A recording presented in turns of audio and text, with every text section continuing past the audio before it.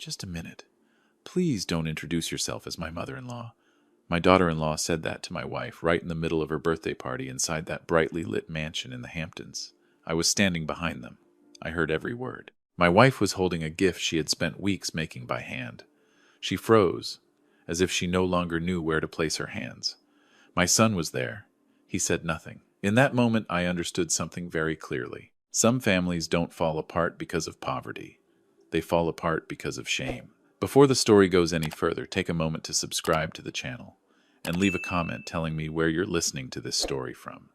And now, let me continue. Because that moment at that party was not the end. It was only the beginning. I didn't say anything then. I just stood still, as if I were part of the white wall behind them. The music was loud enough to cover the real conversations. The clear glasses reflected the lights as if everything here had been designed so no one had to look at any one thing for too long. My daughter-in-law's birthday party unfolded exactly the way people describe the Hamptons. Spacious, clean, perfect, in a way that felt cold. The guests were well-dressed. They spoke in short sentences, full of implication. Everyone seemed busy, proving they belonged here. My wife and I were different. We arrived earlier than the invitation time because Laura has always believed that arriving early is a form of respect. We had driven nearly 5 hours from our home. Laura chose her favorite dress, light blue. Not new, but neatly pressed. I wore my old suit. It still fit, though the cuffs were slightly worn. On Laura's lap was a cloth bag she held carefully the entire drive. Inside was the birthday gift, a wool scarf she had knitted by hand, one stitch at a time, every evening after dinner. She told me Alexandra lived in large rooms, so maybe something warm and small would make them feel different. When we walked in, no one noticed. That didn't bother me. I was used to standing outside conversations not meant for me. Laura was different. She smiled at anyone who glanced her way, a habit from her years as an elementary school teacher, greeting the whole world without thinking. She spotted Alexandra in the distance, surrounded by friends, laughter rising and falling around her. Laura gently squeezed my hand. Her eyes lit up in that familiar way I had known for decades, whenever she was about to do something for family. She walked toward them, holding the cloth bag close to her body. I followed a few steps behind, not out of hesitation, but because I wanted to let her move naturally. That was when she was stopped. No one around seemed to notice. Just a light touch on the arm, a smile that never changed, and a sentence lowered just enough for only 2 people to hear. I heard everything, more clearly than I wished I had. Laura said nothing. She stood still. The hand holding the gift trembled slightly, then went still. I saw her eyes. They weren't wet, but the light that had been there seconds ago was gone. She nodded very softly, as if she had just been reminded of a rule she never knew she had broken. Then she stepped back, standing beside me. The cloth bag now hung lower, near her knees. Jacob was not far away. He saw everything. I know because his eyes flicked toward us, then quickly turned away. He pretended to listen to someone else, nodded at the right moments, smiled at the right places. His silence wasn't loud, but it was clear enough for me to understand that in that moment he had chosen a side. We stayed a little longer. Laura no longer tried to start conversations. She sat on a chair near the window, looking out at the carefully trimmed garden. I poured her a glass of water and placed it in her hand, out of old habit. She took a small sip, set the glass down, and folded her hands together. I didn't ask anything. Some questions only make things heavier. Around us, the party went on. People laughed, raised their glasses, took photos. Alexandra stood at the center of every frame, bright, confident. No one knew, or no one wanted to know, that an older woman sat just a few steps away, trying to understand how she had just been quietly pushed out of her son's life. At that moment, I didn't feel angry. Not yet. What I felt was something very clear, very cold, slowly forming in my mind. I looked at this house, the white walls, the perfectly arranged objects, and I wondered how many of these things would truly stand if people stopped pretending. Laura turned to me and said softly that she was a little tired.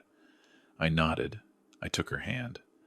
I felt the familiarity of that skin, and I realized something simple. Some introductions in life don't need words, and some silences, when they last long enough, become an answer. We left the party after the sky had darkened.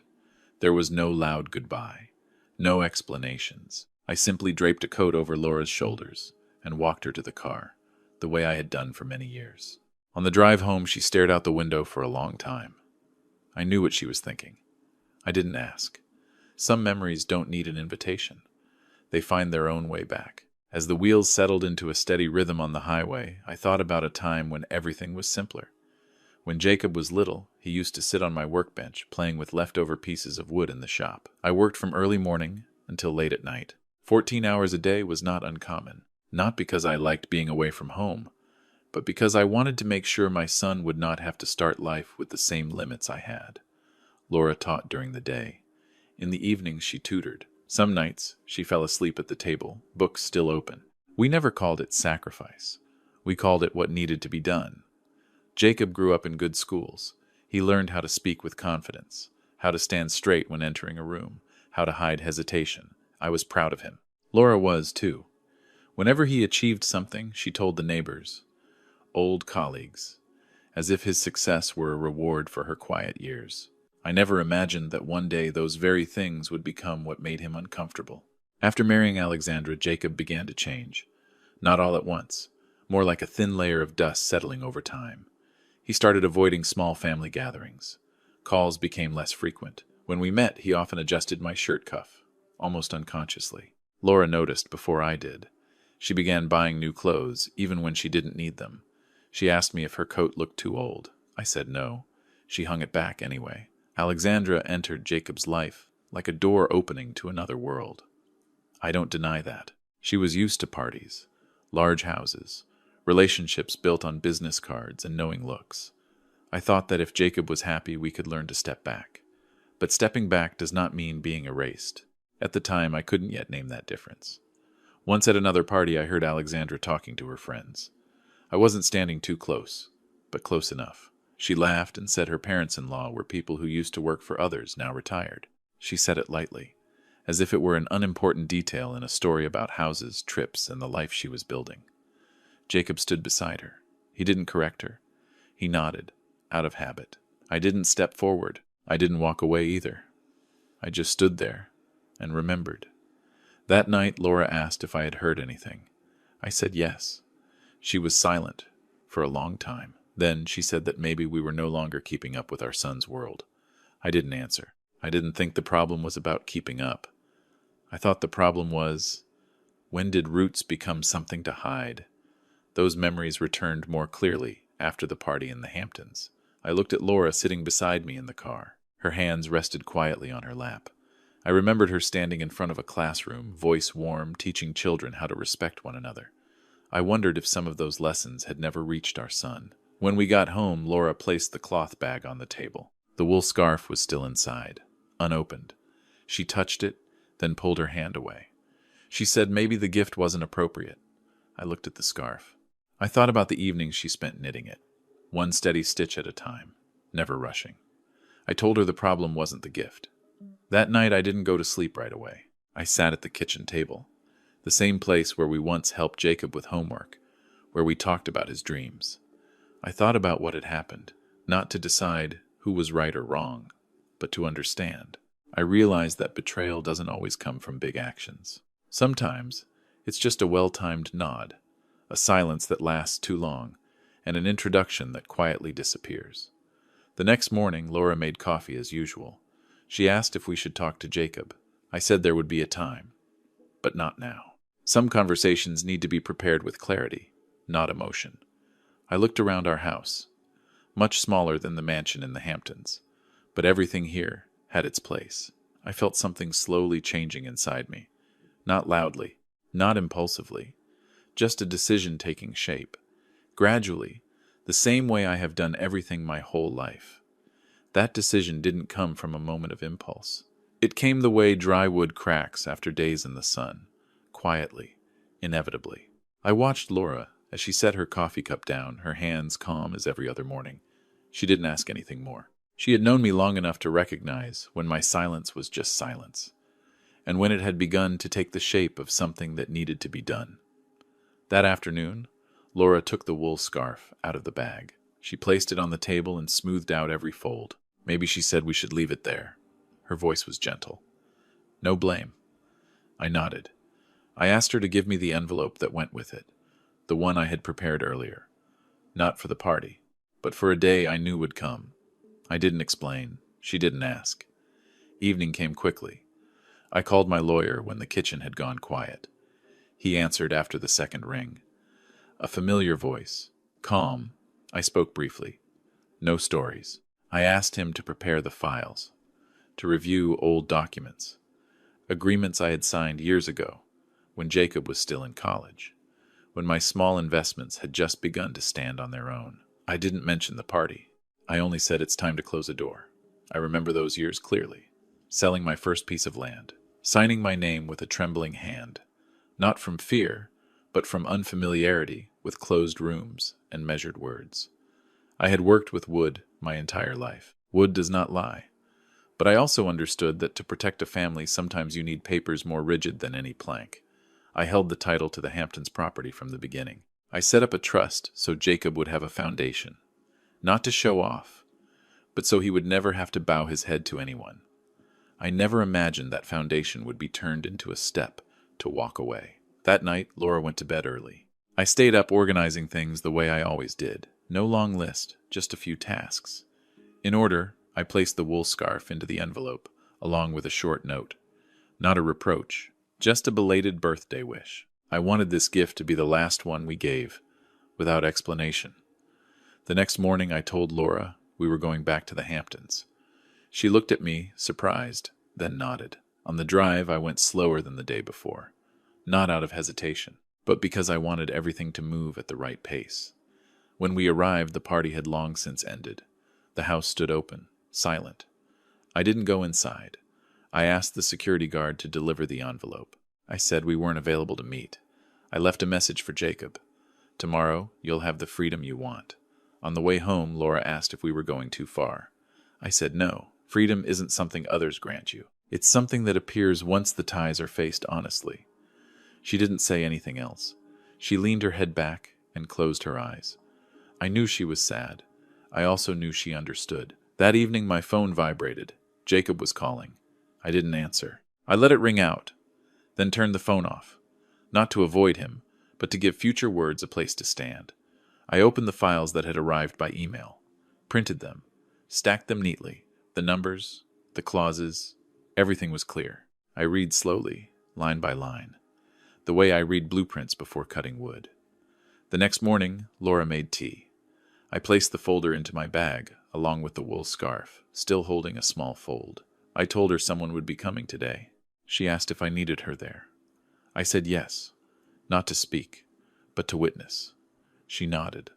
When the doorbell rang, I was already seated at the dining table. I didn't stand up right away. I wanted them to see preparation, not confrontation. I heard voices on the porch, hurried, uneasy. I took a breath, not deep, not long. I opened the door. I didn't feel satisfaction. I didn't feel relief. I felt a rare clarity, like fitting the final piece of wood into a frame. Everything suddenly standing straight. I invited them in, gestured to the chair across from me. I placed the folder on the table. I didn't push it forward. I didn't hide it. I said, we're going to talk, not about the party, but about what belongs to whom. Laura sat beside me, back straight, hands resting on her lap. The wool scarf stayed in the bag. I knew when the time came I would take it out, not as an apology, but as the final period, to a role we no longer needed to play. They sat down across from me. Jacob leaned forward. Alexandra kept her back straight, her eyes sweeping the room quickly, as if assessing a place that no longer belonged to her. I let them speak first. The complaints came out hurried, loosely arranged, about us leaving the party too early, about making someone uncomfortable, about interrupting their image. I heard enough to understand one thing. In their version of the story, our silence was the mistake. When they stopped, I opened the folder. Unhurried, I laid each page on the table neatly, letting everything appear in its proper order. I said we would not talk about feelings. I said today we were talking about ownership. The room went quiet. Alexandra tilted her head slightly, as if she wasn't used to a conversation turning in this direction. I started with simple facts. The Hamptons property. Whose name it was in. Since when? I pointed to the lines. The dates were clear. I spoke about the trust, its original purpose, its conditions, and what had been misunderstood over time. Jacob stared down at the table. I didn't look at him. I wanted the words to stand on their own, without needing my eyes. Alexandra let out a small laugh, disbelieving. She said those things were in the past, that their present life couldn't be pulled backward by old papers. I nodded. I said documents don't pull anything backward. They only remind. I said in this house everything has its place, including the truth. I continued, my voice unchanged, not louder, not softer. I said that starting today all financial support would end. The trust would be adjusted according to its terms. The Hamptons house would be reclaimed on the schedule already prepared. No surprises, only timelines. I placed the pen on the table beside my signature, a quiet signal that the explanation was complete. Jacob looked up. For the first time since he arrived, he said I was making things more complicated. I asked him calmly what had become complicated first. He didn't answer right away. Alexandra spoke instead. She said we were overreacting to a small misunderstanding at the party. I shook my head. I said, there was no misunderstanding here. There was a choice, and there was a long silence that had turned that choice into a habit. I opened my bag and took out the wool scarf. I placed it on the table between us. I said Laura had knitted it one stitch at a time, on ordinary evenings, with no spotlight. I said this gift didn't ask for an introduction. It only needed to be picked up with respect. Alexandra looked at the scarf, then at Laura. Her expression changed. Not quite regret, more like realizing something had just slipped out of her hands. Laura didn't speak. She sat upright, like someone who had spent a lifetime letting students understand the lesson for themselves. I said that if we had ever been called by another name in public, then today we were stepping out of that role. I said a builder has the right to leave a structure when it no longer needs honesty. Alexandra stood up. She spoke quickly. Too many words, trying to keep her voice steady. She talked about reputation, connections, plans already arranged. I listened. Then I said those plans had been built on a false assumption. I said wealth is not something borrowed to hide origins. It is something you are responsible for. Jacob stood up after that. He looked at Laura, then at me. He said he never expected things to come to this. I said they had been coming here for a long time. We just hadn't looked away today. I said the freedom he wanted, the freedom of not introducing, was now in front of him. He could take everything that was his. What wasn't should be left behind. They left in silence. No door slammed, just footsteps moving faster, then disappearing. I sat back down. I didn't feel light. I didn't feel heavy. I felt right. Laura placed her hand on the table near the wool scarf. She let out a very quiet breath. I folded the scarf carefully and put it back into the bag. That afternoon I called my lawyer again to confirm the timeline. Everything moved as prepared. No rushing. No prolonged arguments. I looked out the window. Sunlight touched our small garden. I thought about the mansion in the Hamptons. Wide, bright, and empty in its own way. I felt no regret, only that everything had been returned to its proper name. That evening, Laura asked if we had hurt anyone. I said the truth isn't meant to hurt. It's meant to stop. She nodded. We sat quietly, said nothing more. Some climaxes don't need applause. They end in a silence deep enough for everyone to hear themselves. The days that followed moved slowly to a very different rhythm. No more phones ringing nonstop. No more circular explanations. I woke up early, made coffee for Laura, opened the windows to let the sunlight in. The quiet wasn't emptiness. It felt like a room that had just been cleaned, where everything finally had its place. We followed the plan we had set. The Hamptons mansion was put on the market. I didn't go back there. I didn't need to see the white walls or wide windows again to know what I was leaving behind. I knew exactly what I was keeping. Laura was different. She spent time rereading her old notebooks. Names of students, short comments, written in blue ink. She said that if she could, she wanted to do something for children like those who once sat in her classroom. Children who tried hard but lacked opportunity. That's how the idea of a scholarship fund came to us. Quietly. No announcements. No ceremonies. I worked with the lawyer, setting simple, clear criteria. Laura wrote the introduction in her familiar teacher's voice. No big promises, just respect and perseverance When everything was ready, we signed our names side by side. I noticed Laura's hand was steadier than I expected. We sold the large house and moved into a small wooden home near a lake. No tall fences, just a narrow path leading to the water. In the mornings, I fixed the porch, replaced a few old boards. Laura planted more flowers. Neighbors stopped by to say hello. No one asked where we came from or where we used to live. They just asked if we needed an extra chair in the evening. I realized then, respect sometimes comes from very small things. Jacob called a few weeks later. His voice wasn't rushed anymore. He said things had changed faster than he expected. Relationships that once felt close had grown distant when the parties stopped. Alexandra hadn't stayed. I didn't ask more. I just listened. When he finished, I was quiet for a moment. Then I said I hoped he was safe. I didn't blame him. I didn't promise anything either. I told him that if one day he wanted to talk like an adult, without roles to play, our door was still open. The call ended cleanly, like a period placed where it belonged. Laura asked if I was sad. I thought for a moment and said, some sadness doesn't need to be fed. It comes to remind you to look back, then it leaves. She nodded. She understood that better than anyone. Autumn arrived. The lake lay still. I sat on the porch, sharpening a few old tools. Laura brought me a cup of tea. We sat side by side. No need to talk much. I thought about the wool scarf, now folded neatly in the closet. It was no longer a rejected gift. It had become a keepsake, a reminder that things made by hand and by time don't need to be displayed to have value. The scholarship fund began receiving its first applications. Laura read each letter slowly. Some words were clumsy, but sincere. She marked them carefully, writing notes in the margins. I looked at her and saw the woman who once stood in front of a classroom. I understood then. This was the legacy we wanted to leave behind. Not houses, not numbers, but a chain of opportunities, given the right way. One afternoon, as the sunlight slanted low, Laura said she felt lighter. I asked why. She said that finally she no longer had to worry about how she was introduced. I smiled. I said we don't need introductions anymore. We're living in the role that's truly ours. That night I wrote a few lines in an old notebook, not to claim credit, not to assign blame, just to remember. I wrote that some families stand because of money, and some stand because of self-respect. When forced to choose, I know which one I chose.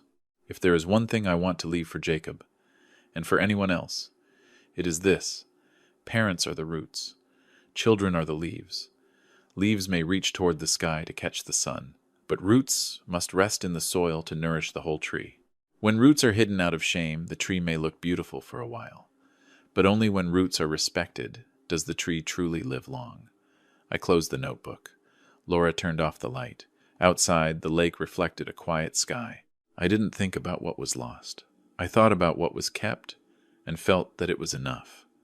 Thank you for listening to my story. If it touched you in any way, please tap like to support it. Subscribe so you don't miss the next story.